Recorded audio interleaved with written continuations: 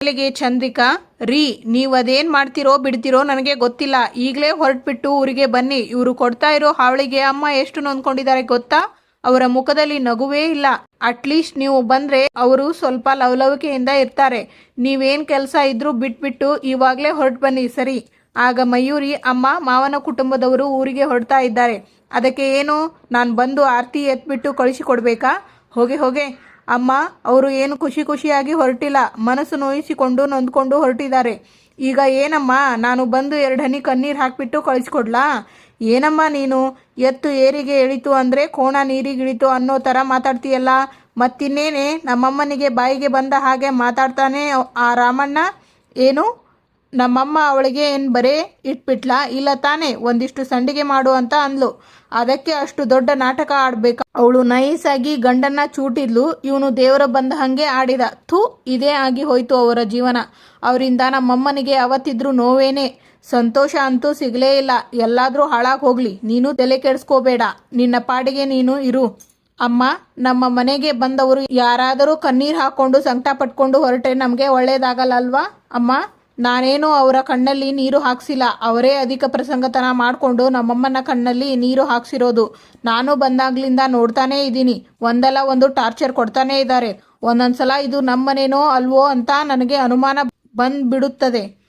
ಅನುಮಾನನೇ ಬೇಡ ಅಮ್ಮ, ಇದು ನಮ್ಮನೆ ಅಲ್ಲ, ಇದು ಅವರ ಮನೆ. ಈ ಮನೆ ಯಾವತ್ತಿದ್ರೂ ರಾಮಮಾವ ಮತ್ತೆ ಕೇಶವ ಮಾವಂದೇ. ಇದು ಅವರ ಸ್ವತ್ತು. ಕೊಟ್ಟ ಹೆಣ್ಣು ಕುಲಕ್ಕೆ ಹೊರಗು ಅಂತಾರೆ. ನಾವು ಮನೆಗೆ ಬಂದ್ವಾ, ಎಲ್ಲರ ಜೊತೆ ಚೆನ್ನಾಗಿದ್ವಾ, ಹೋದ್ವಾ ಅಂತ ಸುಮ್ಮನೆ ಇರಬೇಕು. ಅದನ್ನು ಬಿಟ್ಟು ತವರಿನ ಸಂಬಂಧಗಳನ್ನು ಗಟ್ಟಿ ಮಾಡಿಕೊಂಡು ಅದಕ್ಕೆ ಮೂಗು ತೂರಿಸಬಾರ್ದು. ಪಿಳ್ಳೆ ಕೋಳಿನ ಹಂಗಿಸಿದ ಹಾಗೆ ಇದೆ ನಿನ್ನ ಮಾತುಗಳು. ಅಲ್ಲ ಕಣೆ, ನಿನಗೆ ಏನಾದರೂ ಮಾಟ ಮಂತ್ರ ಮಾಡಿಸ್ಬಿಟ್ಟಿದಾರಾ ಹೆಂಗೆ? ಲೇ, ನಿಜ ಹೇಳೇ, ನಿನಗೆ ಏನಾದರೂ ವಶೀಕರಣದ ಪುಡಿಗಿಡಿ ತಿನ್ನಿಸಿದಾರಾ ಹೇಗೆ? ಯಾಕಂದರೆ ಅವರ ಪರವಾಗಿ ಅವರ ಲಾಯರ್ ಥರ ಮಾತಾಡ್ತಾ ಇದೆಯಲ್ಲ ನೀನು. ಮಯೂರಿ, ನೀನು ನಾನು ಹೆತ್ ಮಗಳು ಅನ್ನೋದನ್ನ ಮರಿಬೇಡ. ಅವ್ರ ಪರವಾಗಿ ವಹಿಸ್ಕೊಂಡು ಮಾತಾಡ್ತಾ ಇದೆಯಲ್ಲ ನೋಡು, ನನಗೂ ನಿನಗೂ ತಂದಿಡೋಕೆ ನೋಡ್ತಾ ಇದ್ದಾರೆ. ನೀನು ಯಾಮಾರಬೇಡ. ಮೊದಲೇ ಆ ಸಂಗೀತ ಇದ್ದಾಳಲ್ಲ, ಅವಳು ಒಂಥರ ಉಸಿರುವಳಿ, ಸರಿ ಇಲ್ಲ ಅವಳು. ಅಮ್ಮ ಪ್ಲೀಸ್, ಇಲ್ಲಿ ಯಾರ್ಯಾರು ಹೇಗೆ ಅಂತ ನನಗೆ ಚೆನ್ನಾಗಿ ಗೊತ್ತಿದೆ. ತೀರಾ ನೀನು ಹೇಳಿದ್ದನ್ನು ಕೇಳಿ ನಂಬುವಷ್ಟು ದಡ್ಡಿನೂ ಅಲ್ಲ ನಾನು. ಒಂದು ಬಿಟ್ಟ ಅಂತ ಅಂದರೆ ಯಾರು ಎಲ್ಲಾದರೂ ಹಾಳಾಗಿ ಹೋಗಲಿ, ನಾನಂತೂ ಯಾರನ್ನು ತಡೆಯಲ್ಲ. ನೀನು ತಡಿ ಕೂಡ್ದು, ಹೋಗು ಒಳಗಡೆ ಹೋಗು ಅಂದೆ. ಆಗ ಸಂಗೀತ, ಅತ್ತೆ ಎಲ್ಲಿರಿ, ಕಾಣಿಸ್ತಾ ಇಲ್ಲ. ಆಗ ನಿಂಗವಜ್ಜಿ, ಶಾರದಾ, ಆ ದೇವರು ಅದೇನು ಜನ್ಮ ಅಂತ ಈ ಭೂಮಿ ಮೇಲೆ ನನ್ನನ್ನು ಹುಟ್ಟಿಸ್ಬಿಟ್ನೋ ಏನೋ. ಹುಟ್ಟಿದ ಮನೆಯಲ್ಲಿ ಹೊಟ್ಟೆಗೆ ಬರ, ಬಟ್ಟೆಗೆ ಬರ, ಪ್ರತಿಯೊಂದಕ್ಕೂ ಬರ. ಕಡೆ ಪಕ್ಷ ಕಾಲಿಟ್ಟ ಮನೆಯಲ್ಲಿ ಆದರೂ ಸುಖ ಸಿಗುತ್ತೇನೋ ಅಂತ ಆಸೆ ಪಟ್ಕೊಂಡು ಗಂಡನ ಮನೆಗೆ ಬಂದೆ. ಆದರೆ ಅಲ್ಲಿ ವರದಕ್ಷಿಣೆ ಕೊಡಲಿಲ್ಲ ಅಂತ ಅತ್ತೆ ಬೈದಾಗ ಕೂತ್ಕೊಳ್ಳೋ ಹಾಗಿಲ್ಲ, ನಿಂತ್ಕೊಳ್ಳೋ ಹಾಗಿಲ್ಲ, ಎಲ್ಲದಕ್ಕೂ ಹಂಗ್ಸೋದು. ತಿನ್ನೋಕೆ ಏನಾದರೂ ಕೂತ್ಕೊಂಡ್ರೆ ತಿನ್ನೋಕೆ ತಾನೇ ನಿಮ್ಮಪ್ಪ ನಿನ್ನನ್ನು ಮನೆಯಿಂದ ಓಡಿಸಿ ಇಲ್ಲಿಗೆ ಕಳಿಸಿರೋದು. ತಿನ್ನು, ಹೊಟ್ಟೆ ತುಂಬ ತಿನ್ನು ಅಂತ ಬೈಯೋರು. ಅನ್ನ ಗಂಟಲಿಗೆ ಇಳಿತಾ ಇರಲಿಲ್ಲ ನನಗೆ. ನನ್ನ ಮನಸ್ಸಿನ ಸಂಕಟನ ನನ್ನ ಗಂಡನ ಹತ್ರ ಹೇಳ್ಕೊಳ್ಳೋಣ ಅಂತ ಅಂದರೆ ಅವನು ಮಧ್ಯರಾತ್ರಿ ಯಾವಾಗಲೂ ಕಂಠ ಪೂರ್ತಿ ಕುಡಿದು ಮನೆಗೆ ಬರ್ತಾ ಇದ್ದ. ಹಗಲೆಲ್ಲ ನಮ್ಮತ್ತೆಗೆ ನಾನು ಕೂಲಿ ಇಲ್ಲದ ಕೆಲಸದ ಆಳು, ರಾತ್ರಿ ನನ್ನ ಗಂಡನಿಗೆ ದಾಸಿ. ಇದು ಈ ನಿಂಗವ್ವನ ಬದುಕು ಶಾರದಾ. 16ನೇ ವಯಸ್ಸಿಗೆ ಮದುವೆ, 22 ತುಂಬೋದ್ರಲ್ಲಿ 3 ಮಕ್ಕಳು. ಭಗವಂತ ನನ್ನ ಹಣೆಯಲ್ಲಿ ಇದನ್ನೇ ಬರೆದಿದ್ದು. ಮಕ್ಕಳ ಮುಖ ನೋಡ್ಕೊಂಡು ಬದುಕ್ಬಿಡೋಣ ಅನ್ನುವಷ್ಟರಲ್ಲಿ ನನ್ನ ಗಂಡ ಅವಳ ಹಿಂದೆನೋ ಓಡಿ ಹೋದ. ಅದು ಯಾಕೆ ಓಡಿ ಹೋದ್ನೋ ಏನು ಕತೆನೋ ನನಗೆ ಗೊತ್ತಾಗ್ಲಿಲ್ಲ. ಆಮೇಲೆ ಏನಾಯ್ತು ಗೊತ್ತಾ? ಗಂಡನಿಗೆ ಕಾಟ ಕೊಟ್ಟು ಓಡಿಸ್ಬಿಟ್ಲು ಅಂತ ಜನ ಎಲ್ಲ ಮಾತಾಡ್ಕೊಳ್ಳೋಕೆ ಶುರು ಮಾಡಿಬಿಟ್ರು. ಬರೇ ಮೇಲೆ ಬರೇ, ಗಾಯದ ಮೇಲೆ ಗಾಯ. ಹೆಂಗೆ ಸಹಿಸ್ಕೊಳ್ಳಿ ನಾನು ಇದನ್ನ ಹೇಳು? ಆ ಕಡೆ ಗಂಡ ಇಲ್ಲ, ಈ ಕಡೆ ಅತ್ತೆನೂ ಸಹಾಯಕ್ಕೆ ಇಲ್ಲ. ಹೋಗ್ಲಿ, ಆಸ್ತಿ ಆದರೂ ನನ್ನ ಸಹಾಯಕ್ಕೆ ಬರುತ್ತಾ ಅನ್ಕೊಂಡ್ರೆ ಪುಣ್ಯಾತ್ಮ ಅದನ್ನ ಕುಡಿಯೋಕೆ ಅಂತ ಅಡ ಇಟ್ಟು ಎಲ್ಲ ಖಾಲಿ ಮಾಡಿಬಿಟ್ಟಿದ್ದ. ದಿಕ್ಕೇ ಇಲ್ಲ ಕಣೆ ನನಗೆ. 3 ಜನ ಮಕ್ಕಳು, ಹೇಗೆ ಸಾಕೋದು ಅವರನ್ನ? ಯಾರು ಬದುಕ್ತಾರೆ ಇಂಥ ಬಾಳು? ಇನ್ನು ಸಾಕು, ಬೇಡ. ಈ ಮಕ್ಕಳನ್ನೆಲ್ಲ ಬಿಟ್ಟು ಎಲ್ಲಾದರೂ ಹಾಳಾಗಿ ಹೋಗೋಣ ಅಂತ ಬದುಕೋಕೆ ಆಗುತ್ತಾ? ಆ ಮಕ್ಕಳು ನನ್ನನ್ನೇ ನಂಬ್ಕೊಂಡು ಅಲ್ವಾ ಹುಟ್ಟಿರೋದು. ಬೀದಿಗೆಸಿಲ್ಲ ಅವ್ರನ್ನ? ಛೇ ಇಲ್ಲ, ಅದೆಲ್ಲ ಬದುಕು. ನಾನು ಬದುಕಿ ತೋರಿಸ್ತೀನಿ. ಕೂಲಿ ನಾಲಿ ಆದರೂ ಮಾಡಿ ನನ್ನ ಮಕ್ಕಳನ್ನ ಸಾಕ್ತೀನಿ ಅಂತ ಕೂಲಿಗೆ ಹೋದ್ರೆ ಏನೇ ನಿಂಗಿ? ಗಂಡ ಬಿಟ್ಟು ಓಡಿ ಹೋಗ್ಬಿಟ್ನಂತೆ. ಹೋಗ್ಲಿ ಬಿಡು, ನಾನಿದ್ದೀನಿ ಅಂತ ಮೈ ಮೇಲೆ ಕೈ ಹಾಕೋರು ಕಾಮುಕರು. ರಾತ್ರಿ 1 ಹೊತ್ತಲ್ಲಿ ಕದ ತಟ್ಟೋರು. ಬೀದಿಲಿ ಓಡಾಡೋ ಹಾಗೇ ಇಲ್ಲ, ಹಿಂದೇನೇ ಬರೋರು. ಒಂಟಿ ಹೆಣ್ಣನ್ನ ಈ ಪ್ರಪಂಚ ಬದುಕೋಕೆ ಬಿಡುತ್ತಾ ಶಾರದಾ? ಸ್ವಲ್ಪ ಯಾಮಾರಿದ್ರು ಸಾಕು ಹುರಿದು ಮುಕ್ಕಿಬಿಡ್ತಾರೆ. ದೇವರೇ ಯಾಕಪ್ಪ ಇಂಥ ಪಾಪಿ ಜನ್ಮ ಕೊಟ್ಟೆ ಅಂತ ಅದೆಷ್ಟು ತತ್ತಿದ್ದೀನಿ ಗೊತ್ತಾ. ಕೊನೆಗೆ ಒಂದಿನ ನಿರ್ಧಾರ ಮಾಡಿದೆ, ಹಿಂಗೆಲ್ಲ ಬದುಕಿದ್ರೆ ಜನ ಬದುಕೋಕೆ ಬಿಡೋಲ್ಲ. ಹೆದರ್ಕೊಂಡಷ್ಟು ಹೆದರ್ಸ್ತಾರೆ, ತಿರುಗಿ ಕೊಟ್ರೆ ಬದಲಾಗ್ತಾರೆ. ಹಾಗೆ ಅನ್ಕೊಂಡೆ. ನಾನು ಬದಲಾವನಾದ್ರೂ ಮೈ ಮುಟ್ಟೋಕೆ ಬಂದ್ರೆ ಅಯ್ಯೋ ನಿನ್ನಯ್ಯನ್ ಏನೋ ನಿಂದು ಅಂತ ಎದುರಿಸಿ ನಿಲ್ತಾ ಇದ್ದೆ. ನಿಧಾನಕ್ಕೆ ಈ ನಿಂಗವ್ವ ಗಂಡು ಬೀರಿ ನಿಂಗವ್ವ ಆಗಿಬಿಟ್ಲು. ಜನ ನನ್ನ ಹತ್ರ ಬರೋದಕ್ಕೆ ಹೆದರ್ಕೊಂತಾ ಇದ್ರು ಗೊತ್ತಾ. ಈ ನಿಂಗವ್ವನ ತಂಟೆಗೆ ಹೋದ್ರೆ ಚರ್ಮ ಸುಲಿದು ಹಾಕ್ಬಿಡ್ತಾಳೆ ಅಂತ ಎಲ್ಲರಿಗೂ ಭಯ ಬಂದ್ಬಿಡ್ತು. ಬಾಯಿ ಇದ್ದವರೇ ಬದುಕುವುದು ಅಂತ ಒಂದು ಗಾದೆ ಇದೆ ಗೊತ್ತಾ ನಿನಗೆ. ನನ್ನ ವಿಷಯದಲ್ಲಿ ಅದು ನಿಜ ಆಗಿ ಹೋಯಿತು ಶಾರದಾ. ಆದರೆ ಅದೇ ಒಂಥರ ವರಾನೋ ಶಾಪನೋ ಗೊತ್ತಾಗ್ಲಿಲ್ಲ ನನಗೆ. ಯಾರ ಹತ್ರ ಮಾತಾಡಿ ಮುಖಕ್ಕೆ ಹೊಡೆದ ಹಾಗೆ ಮಾತಾಡ್ತಾ ಇದ್ದೆ. ಹಾಗೆ ಮಾತಾಡ್ತಾ ಮಾತಾಡ್ತಾ ನನ್ನ ಮಕ್ಕಳ ಜೊತೆನೂ ಹಾಗೆ ಮಾತಾಡೋಕೆ ಶುರು ಮಾಡಿಬಿಟ್ಟೆ ಕಣೆ. ಅವರು ಹಾ ಅಂದರೆ ಒದೆ, ಆ ಅಂದರೆ ಒದೆ, ಈ ಥರ ಇದೆಲ್ಲ ಶುರು ಮಾಡಿಬಿಟ್ಟೆ.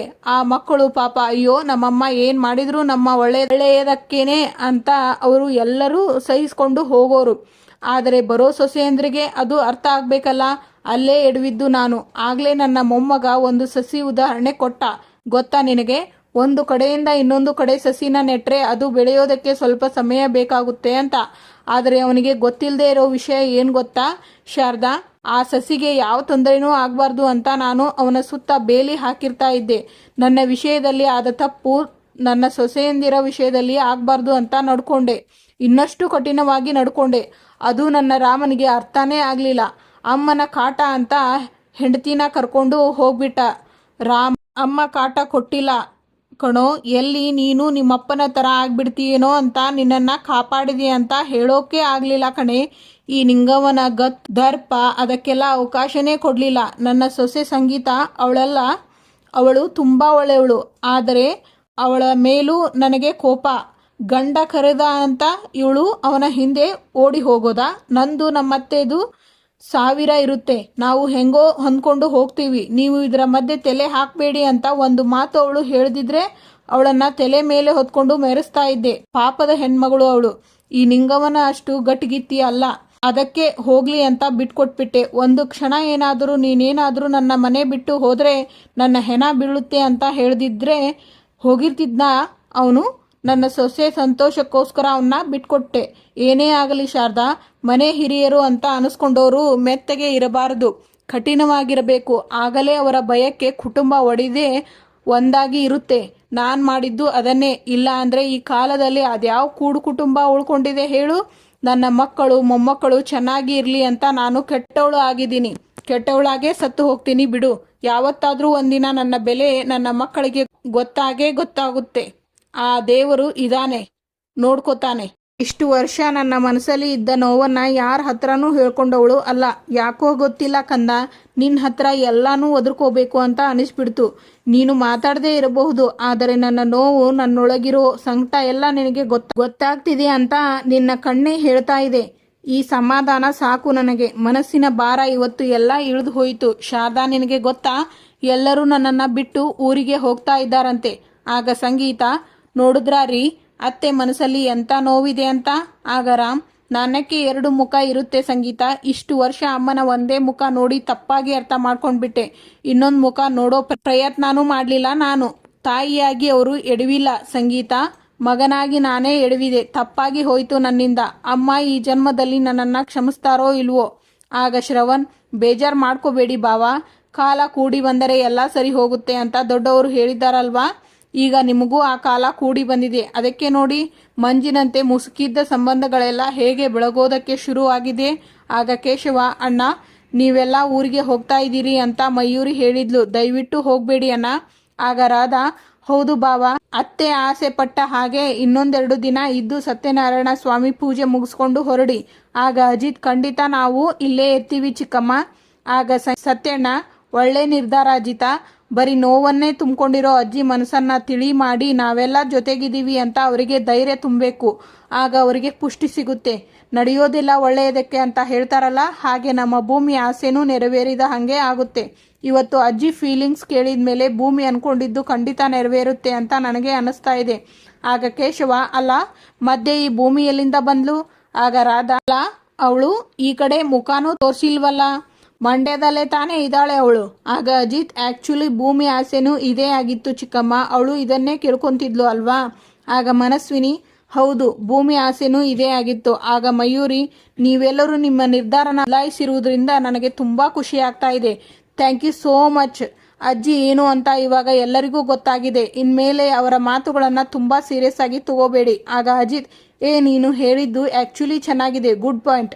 ಇನ್ಮೇಲೆ ಅಜ್ಜಿ ಏನೇ ಹೇಳಿದರೂ ನಾವು ಯಾರೂ ಅದನ್ನು ಸೀರಿಯಸ್ ಆಗಿ ತಗೊಳ್ಳೋದು ಬೇಡ, ಅದನ್ನು ಕಾಮಿಡಿಯಾಗಿ ತಗೊಳ್ಳೋಣ.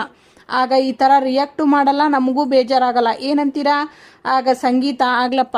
ಆಗ ನಿಂಗವಜ್ಜಿ, ಇಷ್ಟೊತ್ತಿಗೆ ಪೀಡೆಗಳೆಲ್ಲ ಕ್ಲಿಯರ್ ಆಗಿರುತ್ತವೆ ಅಂತ ಅಂದ್ಕೊಂಡೆ, ಎಲ್ಲ ಇಲ್ಲೇ ಜಾಂಡ ಊರಿದಾವೆ.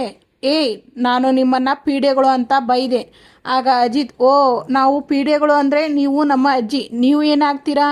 ಅಲ್ಲ, ನನಗೆ ಒಂದು ವಿಷಯ ಗೊತ್ತಿಲ್ಲದೆ ಕೇಳ್ತಾ ಇದ್ದೀನಿ, ನಾವ್ಯಾಕೆ ಇಲ್ಲಿಂದ ತೊಲಗಬೇಕು ಅಂತ. ಇದು ನಮ್ಮ ಅಜ್ಜಿ ಮನೆ, ನಮಗೆ ಇಷ್ಟ ಆದಾಗ ಬರ್ತೀವಿ, ಇಷ್ಟ ಆಗಲ್ದೇ ಇದ್ದಾಗ ಹಾಗೆ ಹೋಗ್ತೀವಿ. ನಿಮಗೆ ಯಾರು ರೈಟ್ಸ್ ಕೊಟ್ಟಿದ್ದು ನಮ್ಮನ್ನು ಹೋಗು ಅನ್ನೋದಕ್ಕೆ. ಈ ಮನೆ ಒಡತಿ ನಾನು, ನಿಂಗವ್ವ. ನನ್ನ ಆಜ್ಞೆ ಮೀರಿ ಏನೂ ನಡೆಯೋ ಹಾಗೆ ಇಲ್ಲ.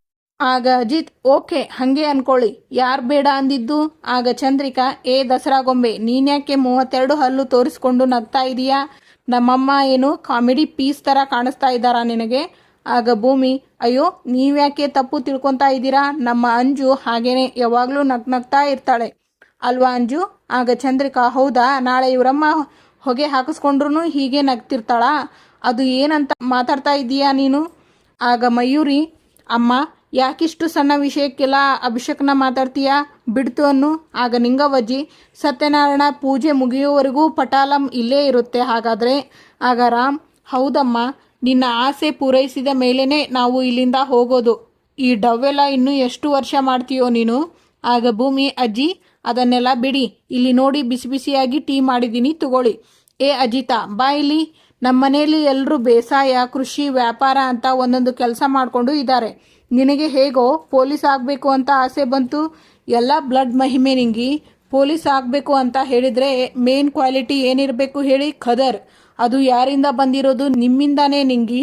ನೀವೇ ಕಾರಣ ಅದಕ್ಕೆಲ್ಲ. ನಿಮ್ಮ ಖದರ್ ನೋಡಿಬಿಟ್ಟೆ ನಾನು ಖದರ್ ಬರ್ಸ್ಕೊಂಡಿರೋದು. ಅಂದ ಹಾಗೆ ನಾನು ಪೊಲೀಸ್ ಆದಾಗಿಂದ ನನಗೆ ಯಾಕೆ ಪೊಲೀಸ್ ಆಗಬೇಕು ಅಂತ ಅನಿಸ್ತು, ಯಾಕೆ ಪೊಲೀಸ್ ಆಗಬೇಕು ಅನ್ನಿಸ್ತು ಅಂತ ತುಂಬ ಸಲ ತಲೆ ಕೆಡಿಸ್ಕೊಂಡು ಯೋಚನೆ ಮಾಡಿದ್ದೀನಿ ಅಜ್ಜಿ.